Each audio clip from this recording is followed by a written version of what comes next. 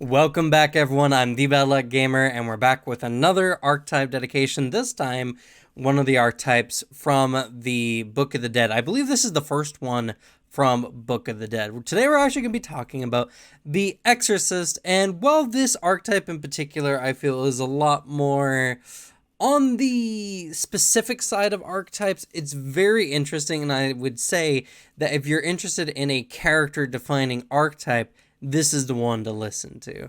As today, as I mentioned, we're going to be talking about the Exorcist from the Book of the Dead. So, the Exorcist is a archetype that requires that you are trained in either occult or religion. So, your main thing here, and let me pull it up. So there's a lot of text here. And not only is there's this text, there's also an additional sidebar, which we'll get to here, that's also very important. But more or less what all this text means is that with the prerequisite of either occultism or religion, you gain access to a vessel of some kind. You can dedicate an object or whatever. And this spirit dwelling is what it's referred to as, houses spirits that have struggle passing on to the boneyard, more or less. And you can use these spirits, wisps, whatever, to some special kind of effect. Now, more or less, right, you get one wisp at the beginning of the day that you coax into your spirit dwelling, and then if you're ever without at least a wisp if your spirit vessel is empty, or spirit dwelling is empty, you can spend 10 minutes to get a wisp back. So this is essentially like a focus point in a way, but it's not actually a focus point and doesn't conflict with focus points, which is really good. You get some very interesting effects from this. Not only that, you can coax into your vessel a remnant. Now, a remnant, and I'll pull up the sidebar here, and then I'll go back to the dedication. A remnant is, actually it should be on this side. A remnant is a haunt or a ghost, or what is the other one? Or other incorporeal undead. That's a very strange one. Are not all incorporeal undead types of ghosts? I mean, I guess they're not all ghosts. Like a wraith is it? Weird. I don't know. That's a very interesting question. Anyway, so some kind of spirit-like undead creature. Anyway, whenever you defeat one or bypass a haunt or whatever, you have to, disable it, however you choose. You can, as a 3-action activity, coax a remnant into your spirit dwelling, which you can use for empowered effects. Now, this is very interesting in a lot of ways, but it's not very common unless you're in a very, spook. Exorcist is a archetype that, unless you're going to go against undead somewhat frequently, it's going to be a lot of investment for not a lot of gain. Just keep that in mind, but it is very interesting. And on top of this, I actually like the roleplay element here, if the ghosts or haunt is kind of like a rejuvenating effect, or it keeps coming back no matter how many times you dispel it, when you use the remnant from your spirit dwelling, or at the end of the day during your next daily preparations, all wisps and remnants disappear, it will start regenerating back at timers starting at that time. So you can't make these spirits necessarily pass on, but you do get a hint at whatever activity or what kind of unfinished business they have that can give you a clue on how to more permanently remove the ghost, haunts, yada yada yada. Right. So there's wisps and there's remnants. Wisps are like focus points. Remnants are unique resources you can pick up when you defeat ghosts, incorporeal undead, or haunts. And when you do this, there's a variety of things. First, whenever your vessel has anything in it, the vessel itself casts a dim light of 10 feet, which is good and bad. Good if you have low light vision or just really need a light. Bad because people can see you have some weird haunted object on you unless you're hiding it. So, but anyway, so, right, what does this do? You gain a reaction when you take the initial dedication. That allows you to expend a wisp or a remnant whenever you receive negative or positive damage, or any damage from a haunt, ghost, or incorporeal undead. Now, if you expend a wisp, you get twice your level in damage resistance. If you expend a remnant, you get 3 times the haunt, ghost, whatever, the remnant's level when you captured it. So that one potentially has a lot of opportunity to be generally better, though it's a limited resource because you can't get them very easily. You have to defeat a bunch of ghosts or the like. But yeah, this reaction is generally good. It's also good if you have negative healing, because this can stop you from taking positive damage unintentionally sometimes.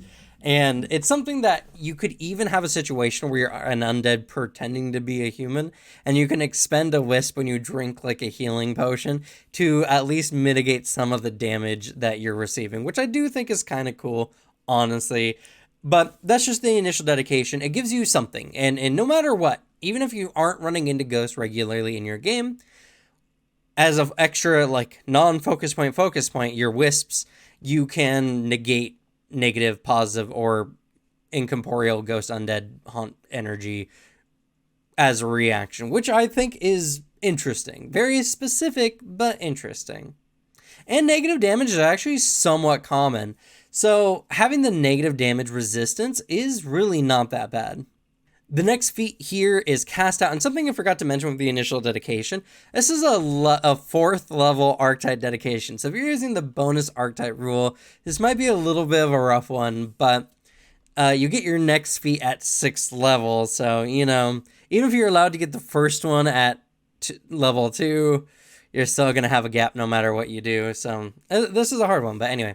So Cast Out, 2 actions, and more or less what it does is when you know a object is currently possessed, you can attempt to counteract the possession with a occultism, religion, or a spell modifier to evoke it, more or less. It's 2 actions, and one of the very interesting things about that is if you are successful, the whatever that was being possessed cannot be possessed by the same entity for a week. If you fail, you actually can't attempt to revoke this possession for a year and a day, which is very interesting. It does mean that if there's any site that you're trying to remove a haunt from or some kind of powerful entity, you can't just sit there and try to do it day after day until you finally succeed. This is pretty much a one-shot kind of endeavor unless your campaign is multi-year spanning, which some are at least 1 year, maybe 2, so you might get a couple extra chances. Very interesting. I do find this one interesting but specific. Possessed objects and possessions in general are just not very common. Again, if you're in a campaign that's very much focused on undead, possessions, hauntings, whatever, this is perfect. If not, just something to keep in mind. Spirit's Absolution is where I think the Exorcist just becomes much more generally useful, no matter what kind of game you're playing. Spirit's Absolution is a single action that, while you're holding your spirit dwelling, you can give yourself or an ally some extra HP in healing. And it's a D4 per level you have, which is really good. And if you have a remnant, it's a D6 per level of the whatever it is that you have a remnant of, which is a little bit more healing, but honestly, with such a very limited resource, I wouldn't necessarily consider it unless you're getting towards the end of the day and you just need some extra healing.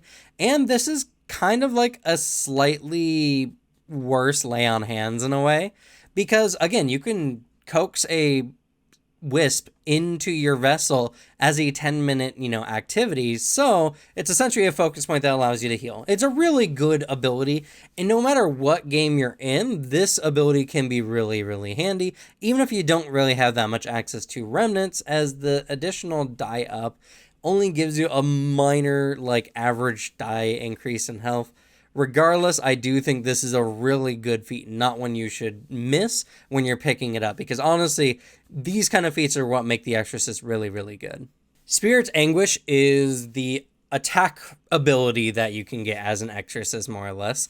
And more or less, it's 2 actions, it's like a spell, and you use a wisp or a remnant to do sonic damage in a 30-foot cone. Yes, 30-foot cone with a basic will save against your class DC or your spell DC, whichever is higher. I do love these kind of things that offer class or spell DC. It makes casters have a much more likelihood of picking up this kind of archetype specifically, but some of the martial classes, I think the inventor can actually get a lot out of this because I think their class DC goes up a little bit faster than other classes. In any case, I do love it when they add it. This does sonic damage, which is one of the least resisted kind of damages. And not only that, there's a lot of creatures actually weak to sonic damage. So that's pretty good. It's a big cone area. 30-foot cone is actually pretty solid.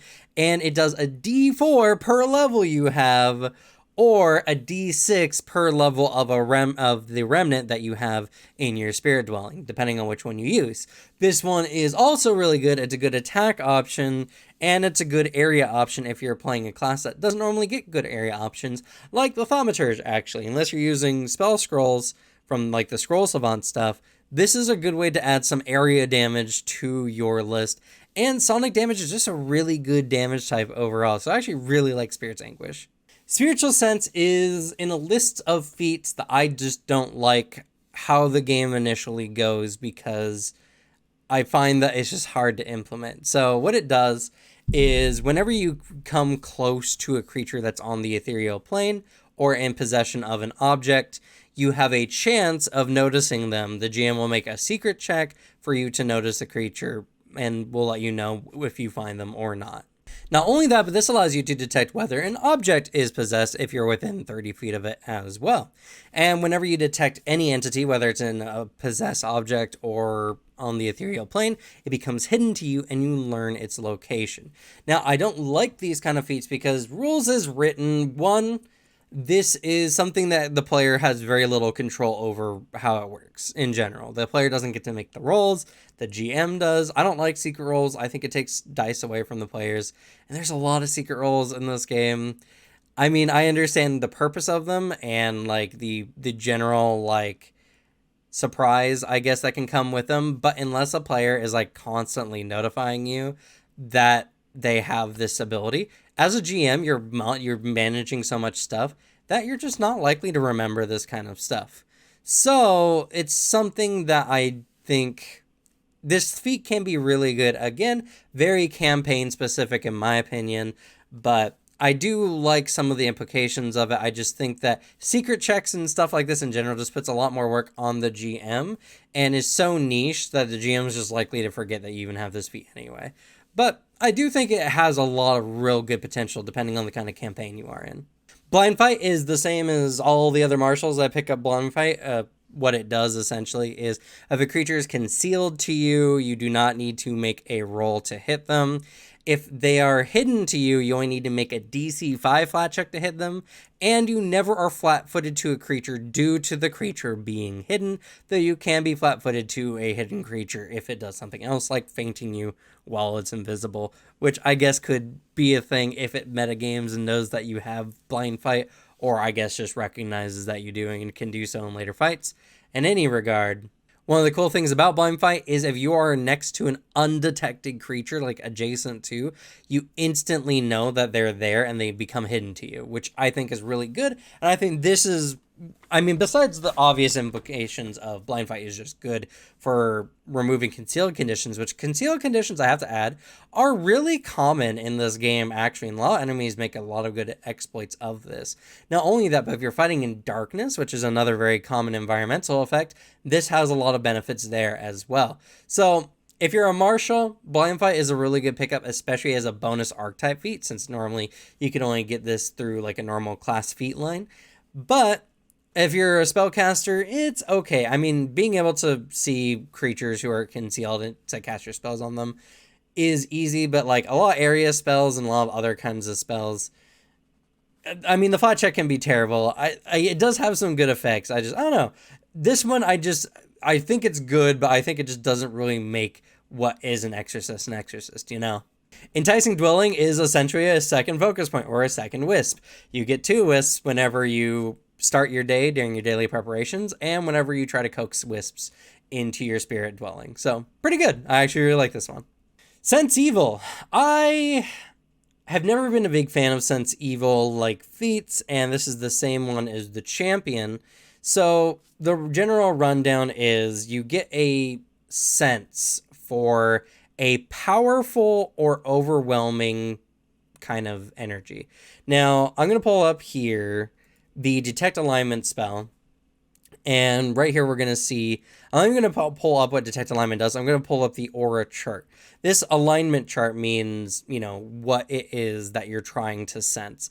And for Sense Evil, this innate sense that you only get powerful or overwhelming. So any creatures or spell effects, any creatures of 16 to 20 plus or spell levels 8 to 10.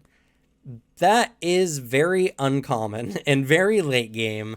And honestly, if you're in a situation where you're coming across such an evil, you're probably gonna know because they're probably the BBEG or something of like, or obviously like it's an encounter and you know. It's something that can kind of come up, I guess. But at level 12, or sorry, level 14, it's a little bit higher than the champion version. This is okay. I'm not a big fan of it personally. It is a general sense, and it's kind of like an imprecise sense, so it allows you to detect these kind of creatures. Even if it's like in disguise, they need to make a check against your perception DC, yeah, to hide from you. But I mean, I don't know. I also don't like anything that detects alignment in general because just because a creature is evil doesn't mean it's doing anything bad. It might just have evil tendencies. Lawful evil entities are, by all accounts, law-abiding citizens or entities that also are just malicious. That doesn't make it wrong. It just, they're evil, So I don't know.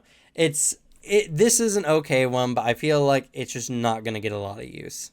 Sense the Unseen is the last feat, and oh my goodness, we're already up to the last feat. We blew through these, holy crap. Sense the Unseen is a very interesting one, not very exorcisty. Again, this just helps you with fighting entities that like to be invisible or undetected in some variety or form.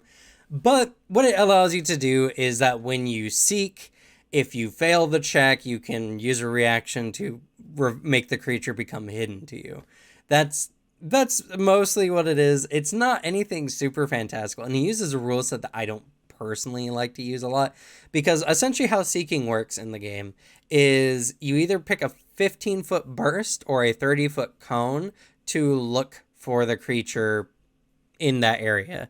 Now, I don't know how this works, right? Because if you look in the area and the GM says you fail, is it because you failed because there's nothing there, or you failed because you failed the check? If it's the former, then you can use your reaction unknowingly and wasting a reaction.